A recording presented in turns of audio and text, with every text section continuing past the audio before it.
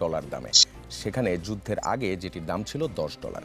সরকার জানিয়েছে দেশের তেলের দাম বাড়ানো হবে না। বলা হচ্ছে পর্যাপ্ত মজুদ আছে, দুশ্চিন্তার কারণ নেই। ওদিকে জ্বালানি সংকটের গুজবে পাম্পে পাম্পে দিন রাত হাজার হাজার যানবাহনের লাইন। অতিরিক্ত তেল কিনে মজুত করছে মানুষ। নাটোরের মাটির নিচে পানির ট্যাঙ্কে পাওয়া গেছে মজুত করা 10,000 লিটার ডিজেল। এমন ঘটনায় নিজেদের দিকেই আঙুল তুলে আমাদের এখন বলতে হয়, আমরা এমন কেন?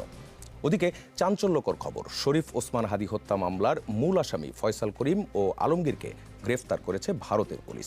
তাদের ফিরিয়ে আনতে পরবর্তী পদক্ষেপ কি হবে? রাজনীতির মাঠে বইছে উত্তাপ।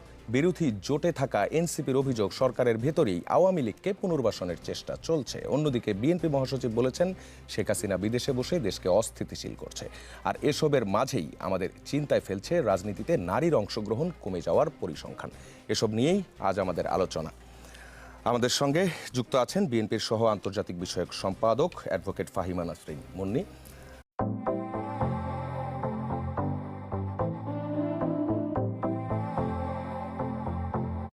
আমাদের সঙ্গে যুক্ত হবেন ডক্টর মোহাম্মদ আব্দুল মান্নান, কেন্দ্রীয় মজলিসের শুরার সদস্য, বাংলাদেশ জামায়াতে ইসলামী এবং ঢাকা মহানগর দক্ষিণ জামায়াতের সহকারী সেক্রেটারি জেনারেল।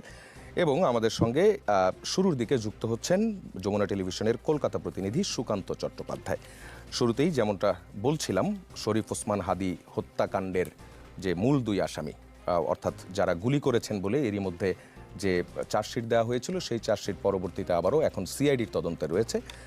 সেখানে যেই দুইজনকে প্রধান আসামি করা হয়েছে, ফয়সাল করিম এবং আলমগীর, তাদেরকে ভারত থেকে গ্রেফতার করা হয়েছে। যমুনা টেলিভিশন শুরু থেকেই এই ঘটনার যে অনুসন্ধান, সেই অনুসন্ধান করেছিল এবং কোন কোন রুট দিয়ে তারা ভারতে পালিয়েছে, ময়মনসিংহের হালুয়াঘাটের যেই রুট দিয়ে তারা গিয়েছে, সেই রুটও যমুনা টেলিভিশন উন্মোচন করেছিল। এবং সবশেষ মামলাটি সিআইডিতে তদন্তে থাকা অবস্থায় আজ আমরা জানতে পারলাম যে তাদেরকে গ্রেপ্তার করা হয়েছে এবং 14 দিনের রিমান্ডে পাঠানো হয়েছে। আমি যদি কলকাতা পুলিশের যে প্রেস রিলিজ, সেই প্রেস রিলিজটির মারফতে যেটি দেখতে পাচ্ছি, তারা বলছে গোপন সূত্র মারফত পশ্চিমবঙ্গের রাজ্য এসটিএফ খবর পায় বাংলাদেশে চাঁদাবাজি ও খুনসহ একাধিক গুরুতর অপরাধ করার পর দুইজন বাংলাদেশি নাগরিক দেশ থেকে পালিয়ে অবৈধভাবে ভারতে অনুপ্রবেশ করে এবং বর্তমানে বনগাঁও সীমান্ত এলাকায়